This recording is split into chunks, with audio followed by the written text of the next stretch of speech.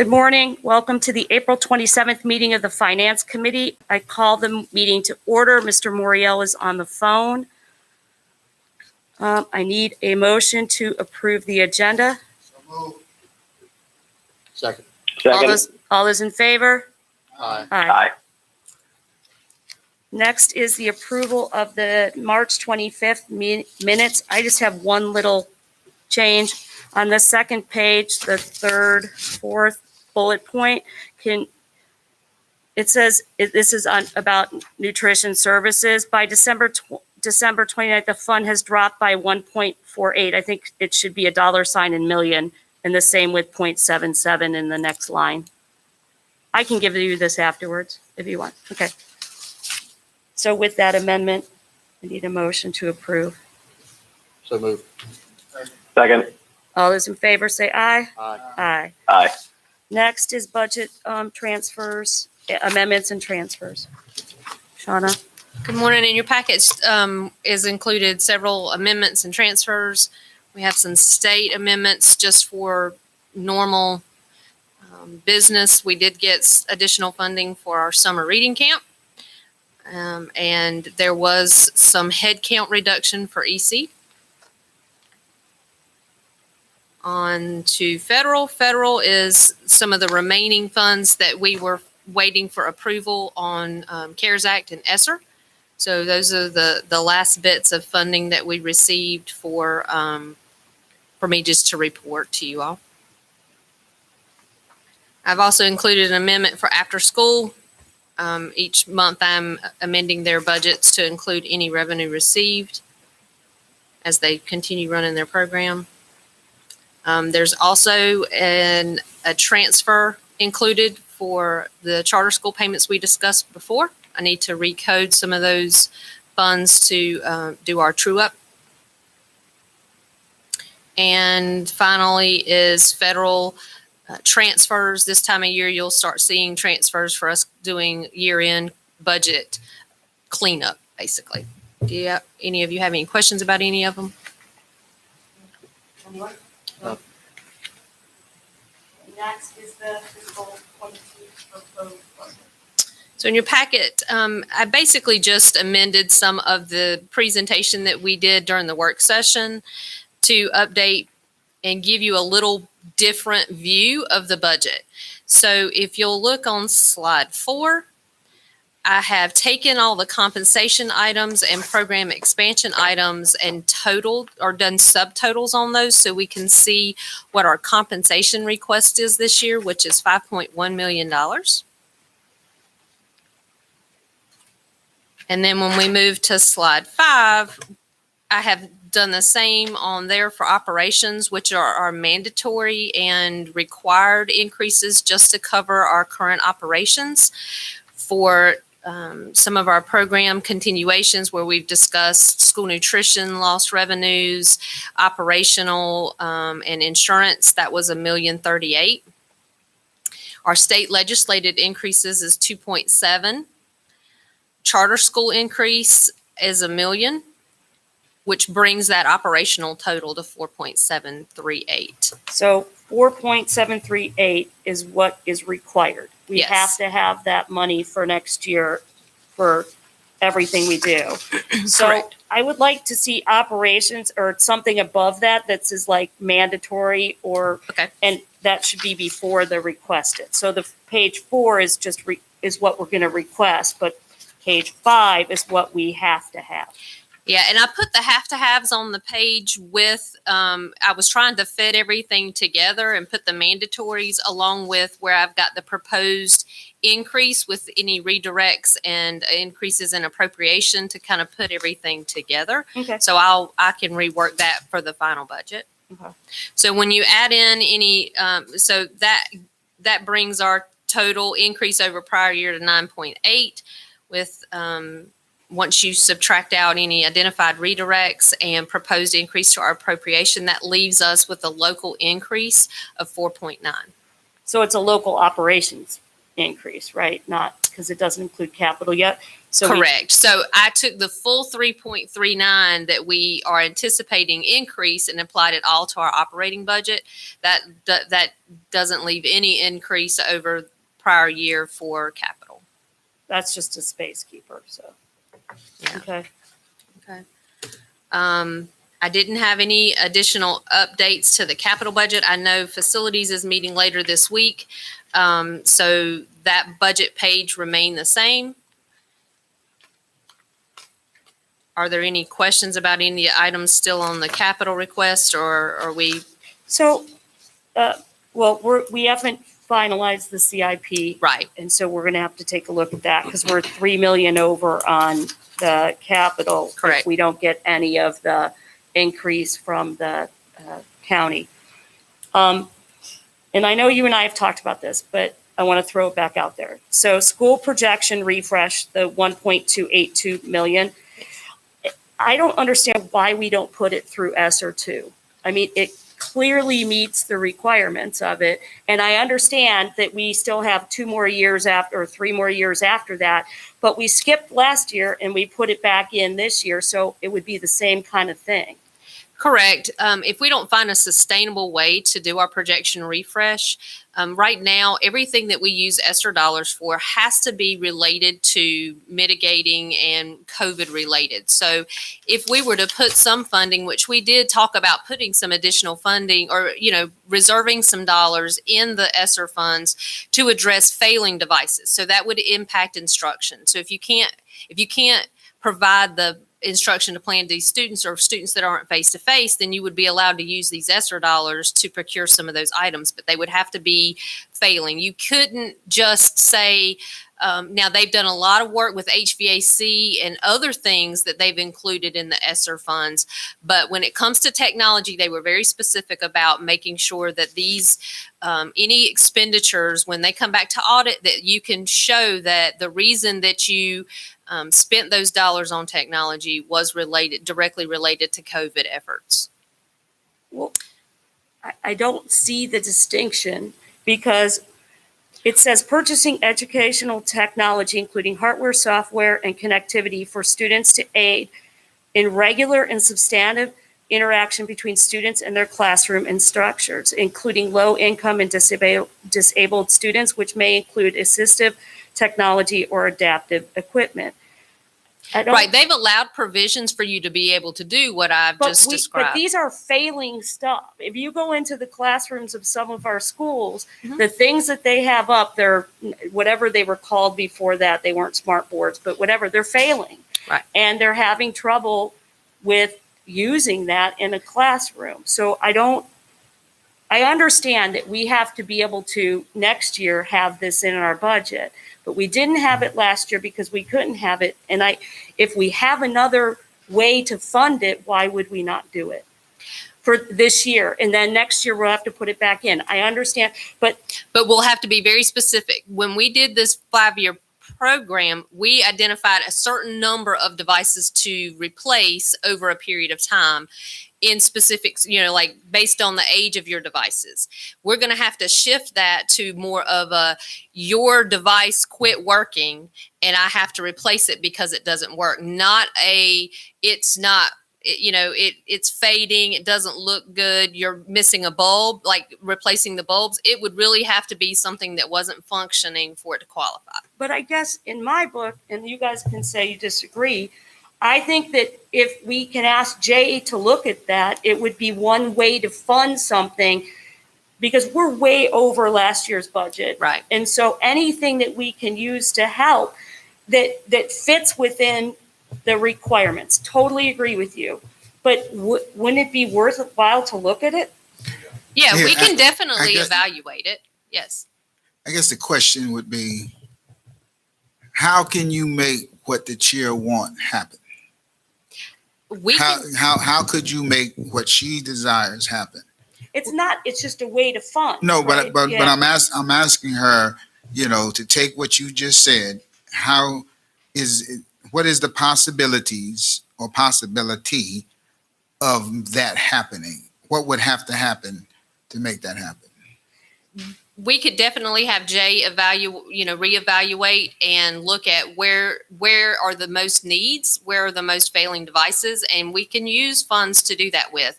I just would caution you to make sure we have a plan moving forward. At some point in the future, it won't get us across the finish line. It might get us through 1 year. So we still need to continue having those conversations, but I don't see any reason why we couldn't evaluate and see what we could do using some ESSER dollars to do that. I totally agree with you that we need a plan, but our plan last year was to take it completely off because we didn't have enough money to do it. Correct. And that could be the same thing this year. So if there's some way, like we're looking at 3 million over in capital overall, and I'm just going to be, I chair facilities. I'm not okay for that 3 million to all come from facilities because we have needs too. So how do we fund all this is a great question. And I think every district across the country is looking at that because of the federal money. Right. And I think if there's another way we could fund it for this year, it gets us over this year instead of not having it. And I'm not saying I'm going to take it out. I understand why we need it, but why we need it in here is the same reason that maybe it fits inside of this. That's correct. I would just say that we would have to have some strategic discussions with principals too. It has been hard this year. They have struggled because we really didn't have any other funding source to help them this year. So a few of them have been able to find ways through either PTOs or other means to replace some of the ones that were just they had to do. So this is definitely something we could evaluate. Right. So I will talk to Jay about putting something together. Because I thought the 5-year plan was about who needed them first, right? So I would think that this wouldn't be all that hard in the second year of what they needed and why. And I understand that these bulbs are $900 or whatever. I understand all that. But if there's some way we can use the money to get it somewhere else and it comes off of here for this year, it helps. And it's better than taking it off and not doing it. It's better than punting it down the road for another year. Right. So I think we're happy to talk to Mr. Parker about his evaluation process. And I do think it's very possible to use ESSER dollars definitely for this reason. But we would have to make sure that there's verification of the failing device. I totally agree and with that. I've got to believe there's enough of those concerns across schools to make that happen. Yep. So I got emails about complaints last year when we pulled off the smart boards, and I understand why. And they had trouble with virtual because they didn't have a board. Some classrooms don't even have a working anything. Yeah. And they couldn't put it up on the thing. So they were trying to teach to this little laptop instead of having it up there. I know what Shauna said about other entities jumping in. PTAs, PTOs, PTSOs, boosters, whatever the case may be. I got to put my PTSO president hat back on when you said what you said, because I know that the years and I understand it might be different times, different years, but the same concept. At the beginning of every year, we, the PTSO, we had mechanism for raising funds back there at Monroe High School. We would send out a word what they need. We didn't care if we didn't have the money. What they need, we would try to find the money. So that could be one of the ways to help the chair achieve that goal, because there are some schools that may be able to do that, which would lessen the overall effect across the board. We can't get into, well, this school can't, this school can. You don't know what a school can do until they put their foot down. We did this at Monroe High School, a school that people want to act like ain't got nothing. We had something, and we funded our teachers. We funded trips. We did all of those types of things. And so that might be one of the avenues of untapped support. We can put the word out. When people know that there's a need, they rise to the occasion. So maybe we can do that through the principals, to have the principals get with their subsidiary organizations within inside the schools, and let's get some folk motivated and help this. And I understand that capital's a lot of the place where we pull money from to make our budget work.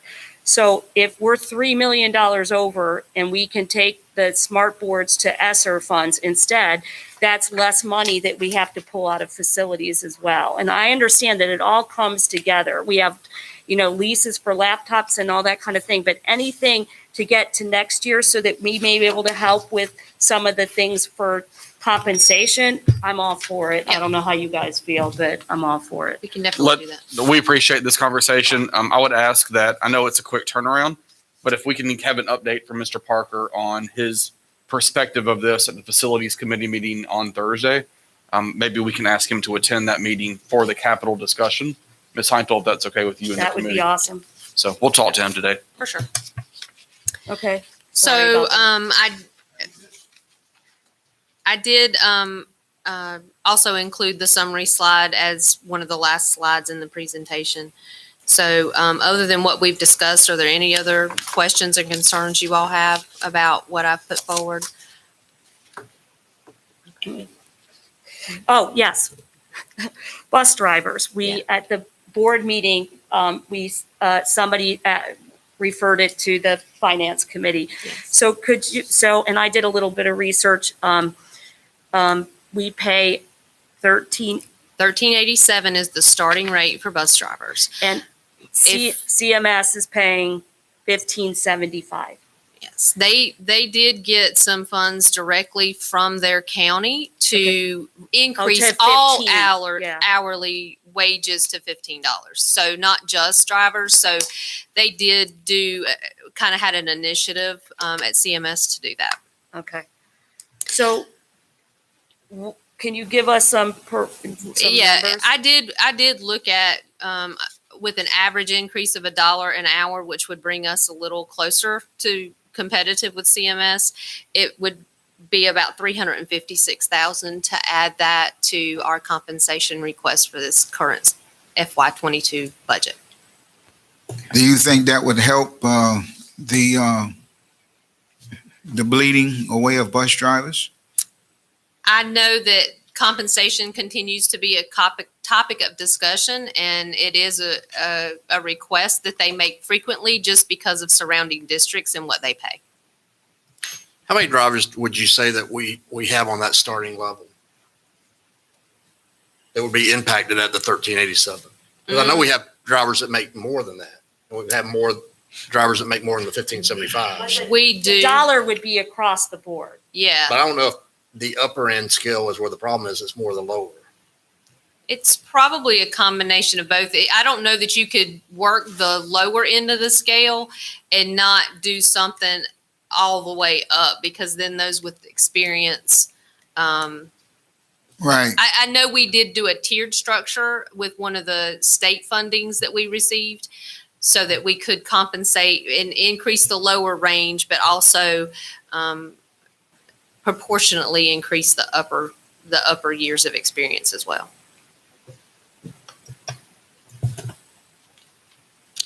It may help with the vacancy rate, just recruiting it and retention. So it's definitely something to consider, but we do have a lot of categories of employees who are in that same, we've talked about school nutrition and others that are lower hourly rates. So, I think when it comes to the bus drivers, we have a product. Yeah. When we service our product, our clients are our students. And if little Johnny and Jenny can't get what we have, and a lot of them travel on the bus, so they won't be able to get to the cafeteria. Not saying Right. the cafeteria is not Right. important. So if we can at least begin somewhere and do something, I think that would go a long way in moving us forward. Because if we can keep the people that transport the children to us, then we can work on helping the people that feed the children, help the people that teach the children. Right. But we got to get the children, and that's bus. Well, and I guess, does anyone else have any comments? We are having trouble hiring bus drivers at any level and keeping them, because every month we see on the personnel agenda, everybody's leaving. Do we want to ask Shauna to put this into the budget to pass it on to the full board to look? Yes, I think that would be a step in the right direction to show the fleet, the driving fleet, that we're doing something. When people see that we're making some progress, then that might make them make the decision. Well, I know I can go make more money over here, but I really Right. like it over here. I don't want to leave, but I don't want to not survive. Right. So, Okay. Todd, anything? Joe, anything? You good with that? I'm good. Okay. There's also something, you're going to hate me about ESSER questions. There's also something that says other activities deemed necessary to maintain the operation and continuity of services in a public school unit and continuing to employ existing staff of the public school unit. Can that help us with school nutrition or anything else going forward? Like, what happens if the feds, again, say that we have to do free lunch next year? So we've continued to help support the school nutrition with any lost revenues with ESSER dollars. With They ESSER had dollars, some of okay. their own funds, and then we also took any little remaining funds of some of what we got in the first round of funding to help offset some of their salaries So- because they were employing people on Fridays and other things. Okay, so if we would have to do that again next year, we could use ESSER too for the, okay. Yeah, if we should probably write that in our grant so that when Okay. we get approval, if we want to apply funds for that Okay. purpose, we can. Yes. Okay, thank you. Anyone have any more questions on the budget? no, ma'am. Okay, so I need a motion with the changes that we made to move it on to the full board. I motion we move this on to the full board with all the changes included. Thank you. Second. All those in favor? Aye. Aye. Thank you. Oh, we didn't do budget amendments and transfers. That's my fault. We need a motion to send the budgets and transfers to the consent agenda for the So board. moved. Thank you. Thank you. All in favor? Aye. Aye. Thank you. Sorry about that. Next is the summer program compensation schedules. Yes, so we have put together a compensation package to, specifically for our summer programming. The memo that I've included in your packet details out just some of the high-level items and hourly rates that we've determined that would be the best to attract and retain some of our staff that are 10-month to work over the summer. So one of the things that was legislated was a signing bonus specifically for National Board and those individual teachers who've received a bonus in the past for math and reading. As a district, we decided that we wanted to provide not just to those specific categories, but for all of our teaching and instructional staff. We wanted to give the teachers that signing bonus of $1,200. So when we built our plan, not only will the National Board get and we did tier it for 3-week and 6-week commitments. But if you are signing up to be a teacher during the summer program, depending on how many weeks you're teaching, we would provide this bonus to each teacher instead of just the National Board and math and reading teachers. Now, House Bill does specifically include that we needed to do the $150 for the third grade teachers. So we have included that in our plan. So any that they have, when they do their final assessment, are proficient, would get that $150 bonus. And then we did also put a $100 weekly bonus, which is an additional $25 a day for our instructional staff. So that would include the certified and support staff, such as TAs and teachers, that would be working in the summer program. Then we've got bus drivers, safety assistants, and school nutrition at a $15 an hour minimum rate, and then clerical and reception support. So do you all have any questions about any of these? I do. What's Okay. the estimate for the cost of the summer program? Summer program, depending on how many students we have, right now I'm estimating probably 9.5 million. And so the money will come from what? The funding has to come from the ESSER funds. Yeah. ESSER, What ESSER about 2, I the believe. Read to Achieve money? The Read to Achieve, The camp. they've given us a little extra flexibility on it, but it still will be used to do those first, second, and third grade teachers. So we will roll that into, right. So it'll be a combination of both of those. They want us, when we present that summer program, they want to see that we're pooling together multiple different funding sources to fund the summer program. Okay, and what about the credit recovery at the high schools? Is that part of the summer camp as well? Yes, that has been included in all of those estimates. Okay, so signing up for it ended. Do we have any idea how many students we are going to have? I asked that yesterday with our senior team. We probably won't have an answer on that until end of this week. And so I've asked for an update for all of us by end of day Friday to kind of figure out where we go. Because we've got to communicate our compensation program to teachers. We're still in the middle of recruiting teachers and bus drivers and everyone else. So based on the number of kids who sign up will dictate the number of sites, which will dictate the number of staff that we need to have. So I've read in a lot of places that every district is worried about being able to get enough staff to staff these programs. And the hourly rate and stuff like that is based on each district and how much money we've gotten through ESSER funds and stuff. And other districts have gotten a lot more money and are paying a lot more. I wonder how difficult do you think this is going to be to staff these camps? I have talked to some of my other CFOs in the region. I feel like after talking with them, a lot of what we've done here is very competitive with others. CMS is going to be your outlier. It always is. But I think that, honestly, we feel like we've set a lot of these rates to make it very enticing for a lot of our teachers to want to work. And it's a huge opportunity for our 10-month staff. I don't know how many I'm sure a lot of them do work during the summer, but hopefully that, $15 an hour is more than they're probably making at whatever summer employment they might have. So, Okay.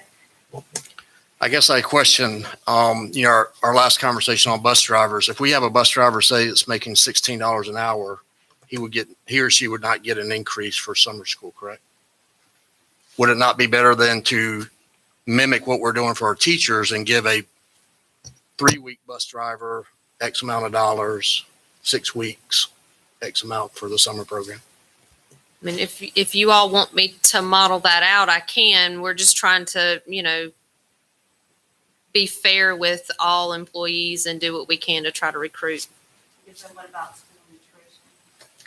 I mean, you're talking about another probably 400 or 500 employees. So.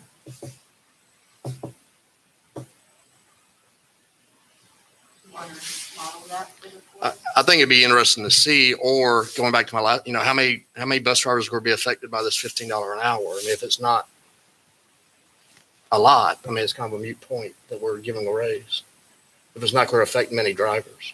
Well, I think really with a lot of our hourly staff that are maybe 9-month, 10-month employees, having employment over the summer at a higher rate is what we're, using for the attraction and retention piece. What if a bus driver already makes over $15 an hour? I mean, it's similar to, we've standardized this because it's outside your contract working. It's outside of the regular school year. So The benefit would be what she just said, they're Right. working during the summer. working during the summer, whereas you may not have that opportunity. But I disagree. Right. I agree with what you're saying, but if everybody else is making an hourly rate more than what they make now, then if you have just one classification of people who aren't, that seems odd to me. Well, no, remember our starting rate's $13.87. So we have increased this to $15 an hour for probably a good number of our staff. I don't know exactly how many of our staff make below that $15 an hour, but there are bus drivers that make more than 15. Right. So those people, So That's the only thing I'm worried about is everything else is the hourly rate is more than what they currently make. So that Right. there's enticed to come, I get there's enticed to come work because you're going to get paid over the summer. And we did But- bump it about $2 more an hour. Right, for some people, Mhm. but not, so that's my concern. Well, I think that I'm gonna try to get into to your head, which is very hard because you're so smart. But I think you were just looking at those lower entry or initial entry persons that may consider bus driving as a career, can start over the summer at that, and then that might be a way to help get some. But they will know that when the summer is over, if we kept them, the rate wouldn't be the same as that. But that would be a way of getting them in the door, enticing. And the ones that make more than that now, you're hoping that they would just want to have something to do over Additional summer. employment over the summer. additional the summer. So, I mean, if My- you want, I could definitely, like, if 1387 is our That's beginning. Starting, right. If, do you want me to, I could look at what the cost would be to add $5 an hour to their, I mean, make it 1887. My concern is that there's people within the bus drivers who would not be getting a bump up to do it this summer, where everybody else on this list is getting a bump up to work by hourly rate. But again, it's a combination of not normally working over Right, the summer either. right. You're making money you would otherwise not be making, at least as far Okay, as the so- bus is concerned. School right. nutrition, are they getting a bump per hour? Yeah, they're So- yeah. So that's I've my tried to point. keep it within a few dollars of what their starting minimum rates would be Okay, increase. okay. So does anyone else have any questions about the summer program? Compensation schedules? If not, we can recommend them to the full board. Yes, Okay, motion? motion. Yep. Second? Second. Jimmy? All those in favor? Aye. Aye. Okay. Proposed one-time payment for all employees.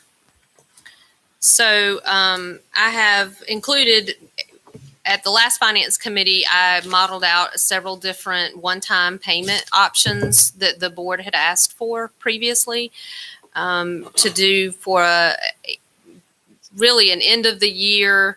It's been a rough year. What can we do? So the county offered to give us some one-time funding to assist us with something of this nature. So That's awesome. I've modeled out, I did model out 500, 750, and 1,000.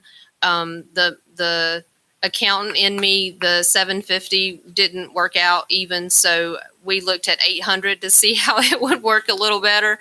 And we were still able to afford to do that. So what I've included is an $800 one-time payment for all employees for the end of the year. And the criteria very similar. We use November 1st.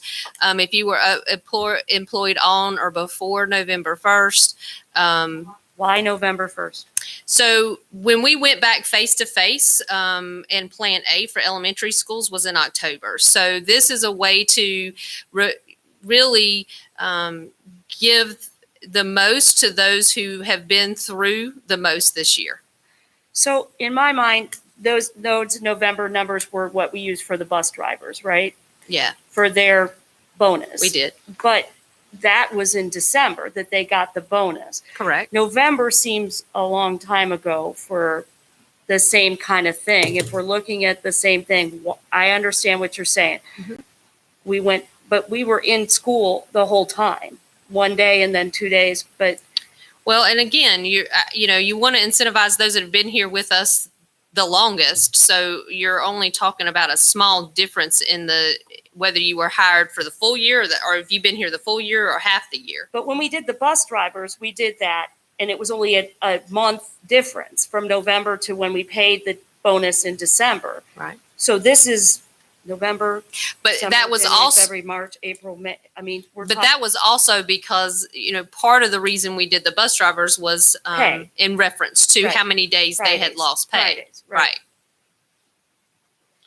Shauna, do we have anybody getting this or recommending to get this bonus that have gotten a bonus or a one-time stipend already this year? Like What, bus drivers? all the teachers got. nurses. Bus drivers was to pay them because they weren't working 5 days. But were are they only- getting this as well? Yes. Yes. That was to catch up on their pay because they weren't working. They were the only classification of personnel that weren't working on Fridays. So they weren't getting their full pay because they're hourly. So that was not a bonus or something like, it was to catch them. It was a bonus, but I mean, it was the reason behind it was to catch them up on. And what about Lost our wages. nurses that have received a bonus already? It does include the nurses as well. And all of the teachers and instructional staff did receive a $350. The state provided a $350 bonus So this is early on top in the year. down, everybody. Everybody. Okay. Do you have the number, the forecast if we did the $1,000 versus the 800? What'd that do to the bottom line? The $1,000 was a little more like, it was another million and some change to do the $1,000. I remember for the 1,000. The 500 was like 3.5. The 750 was like 4.7. The 800 Six. here is 5.1, and the 1,000 was like 6. Six something. Okay. Yeah, I Just- think it was like 6.4 maybe. And I guess my only other question would be substitutes. I mean, we have some substitutes that work, what is the max, 4 days a week? 29 hours, yes. So could they not, so it would be less than the 30 hours? Right. They weren't working the whole time, right? Right. So- Yeah. Well, they haven't gotten paid all year. Subs are not part of the staff category included. Neither are the tutors. These are really meant for our permanent full-time staff. So give me an Or example of, Permanent full-time or permanent give me an part-time. example of permanent part-time employees. Some of them would be your bus drivers, cafeteria workers.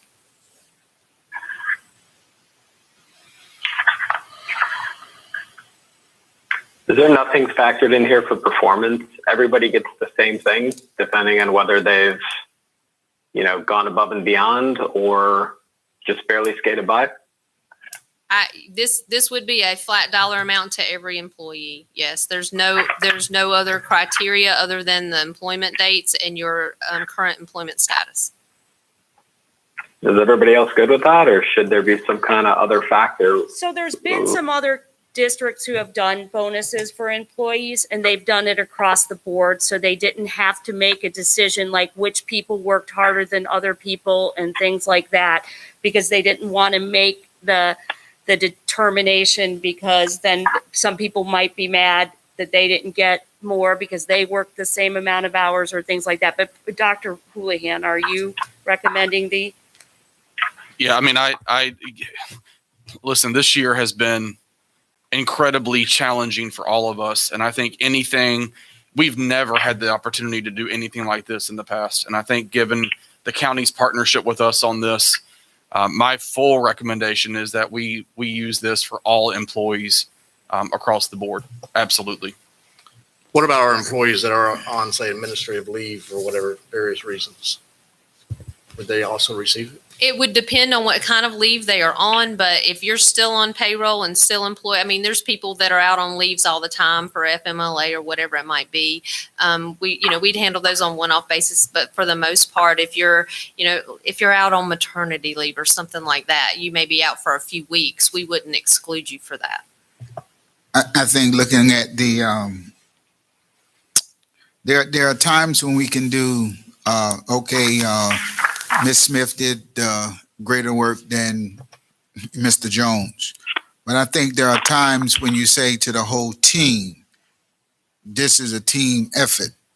And we're saying to the team, everybody on the team, that we appreciate what you did during these challenging times. We can assess various levels of compensation based on evaluations and things of that nature. But as a team-wide blanket to say, we appreciate you, the team, I think you nailed it. And I'm behind this. I too thought about the nurses, but that was something that the county did for the nurses. There are employees, and it would be difficult for me to not put them in. as well. I understand what you're saying though, but I agree with you completely. We are team UCPS and the whole team should get it. Anybody else? Oh, the November. Does anybody want to, or is it the beginning of the semester or? We also look at what the state normally does. When the state does a bonus, a lot of times they use October. October and November tend to be those break points that they use for the fact that you've brought people, you're getting people hired and bringing them in and getting them started in the school year. So you would consider them being there the entire school year. Okay. What about those that have left or have, are leaving? They have to be employed. If they're no longer currently employed, they would not be So receiving. when would They we- have to currently be employed. When would we do this? We're looking at doing it for their May, because the last check that everyone gets, a 10-month employee receives, is their May check. So we want to issue it in May. So then what's the date that they have to be employed by to get the bonus? I think we need to put this on here too. So the board has to Yeah, I approve it agree. though. So we can't, the board meeting's on what day? May 4th, so we have to wait for the board meeting? So I guess anyone, if you wanted to, you could say anyone that you approved on the personnel agenda for the May meeting, if you wanted to include them as well, or maybe February. I mean, you might want to pick a date, because again, you're giving the same amount to everyone and or a prorated amount based on their So, employment date. Would if you we're- want to give someone who just got hired the same amount who's someone No, who's we took been care of here? that. I mean, do they have, so if we do the payment on May 10th, do they have to be employed by the district by April 30th? What's the number? Because people retire or leave or whatever. What are you using as the date that they're employed? I would say probably they still have to have been employed by the end of April. Okay, If that's not, what we're I not thought going to too. be able Okay. to have all that information to get started working on it. Gotcha. So it has to go to the full board on what date is the meeting? May 4th. May 4th. Okay. So Sean. that will not be. Do we have any kind of a number that says those that started employment after November that have been working their tails off, all semester? Do we have any idea how many employees that would, what that looks like? I'm just wondering if that November number, it sounds right, but I just don't know how much that's excluding. In other words, do you know right now how many employees would be in the July to November category versus the full year, or after November? I don't have an exact number on that. I can have that for you probably when we, for the board meeting, if you'd like for me to pull that information. Is that not what you had the 400 listed here for? It's the $400. He's asking like how many of those individual? We'll get the $400 that came after Right. November 2nd. Right. Like, So how what's the did you number of model it staff? then? Just picking who would be 400 versus 800? Well, when I first modeled it, it was those that were employed in February at the time. Okay. And there really weren't, because we've really been in a kind of maintained a hiring freeze. We've not done a lot of hiring unless it was a replacement. So, there's not been a huge push for hires. But there's got to be at least 20 on the personnel agenda every month, right?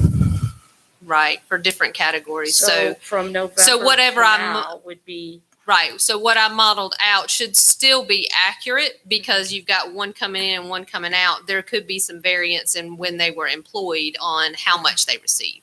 I'd like to ask Joe, since we're giving it to all, Joe, what's the issue with what the number is? I guess it's for No, me. I think I'm good. As I'm sitting here thinking about it, so you're basically giving like a full year, half year Yep. bonus. Yep. Right. Yep. Right. okay, Okay, okay. I'm good. Shauna, we're essentially matching the county's funds. Where is our money coming from? So we do have some operational savings. And again, some of our loss in ADM, we do have a little bit of funds available to apply from some, instructional areas as well. So we should be, I've modeled it out, and between both of those, we should be able to match the county's funds. Would we be able to match it at the $1,000 mark? it would push us pretty, Well, it wouldn't be close. it wouldn't be a match. We would have to Right, have we more would be than, put, yeah, like, it would be, I wouldn't feel, You said it. I wouldn't feel comfortable Extra $1 with million. quite, yeah, I wouldn't feel comfortable with quite that much. Because there's still a few unknowns. We still have to, finish paying out this school year, finish up with what we're doing, and I wouldn't want to push to 1,000. Now, it's always the option when we, come into next school year or something, if there's funds available and you want to do something else, we could definitely look at that. I go I back. just don't want to go too far initially. I go back to the thing that, we have a team out there that's worked hard. They hear us because this is live stream, but they're hearing their finance committee, their CFO say, we want to do something for you. I believe that there are people out there that are appreciative. Now, if somebody is going to squabble over $200 and they should have made it 1,000, then we can help those individuals by maybe having Shauna give a class to show how this money thing works. But I think with what is happening to us, what's going on with money, we heard the chair talk diligently about monies for this or that, to carve out this to say thank you. I really can't see a whole lot of the team not feeling appreciated from that. So I just want to say to Team UCPS, Dr. Houlihan's leadership, our board chair leadership, our finance committee leadership, we appreciate you. And we have carved these monies out with the help of our county to say thank you to you. And I hope that you all will receive this act of kindness. So one more thing is I asked Shauna if there's any way to use ESSER funds to help with the bonus. And the answer was no, that we can't do across the bonuses. So I just want, since I've talked about ESSER a lot today, we asked about that. You've done great today, Madam Chair. Okay, so we need a motion to send this to recommend this to the full board May 4th. So move. Second.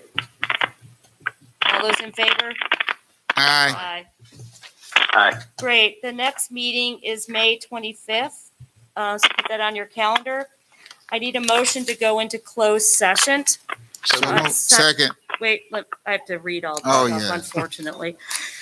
Pursuant to NCGS 143-318-11A1 to prevent the disclosure of privileged personnel information under Chapter 115C, Article 21A of the North Carolina General Statute, with an attorney in order to preserve the attorney-client privilege between the attorney and the public body, which privilege is hereby acknowledged. So moved. All those in favor? Aye. Thank you. Joe?